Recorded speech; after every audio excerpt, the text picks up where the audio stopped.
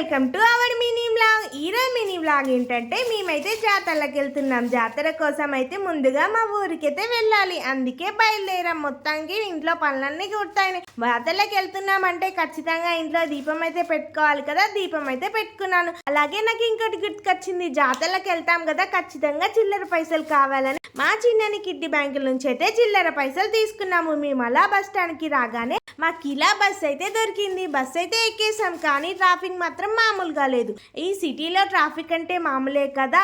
And bus స్టాండ్కి అయితే వచ్చేసాం, కానీ అక్కడ మాకు బస్ అయితే లేదు. ఊరికి వెళ్దామన్న వాడికి బస్ లేదు కదా. టిఫిన్ అయితే చేపిమనని మా వారిని అయితే అడిగాను. మా వారైతే తినిపించారు. ఇడ్లీ బాగుంది, కానీ ఇడ్లీ కన్నా పూరి ఇంకా బాగుంది.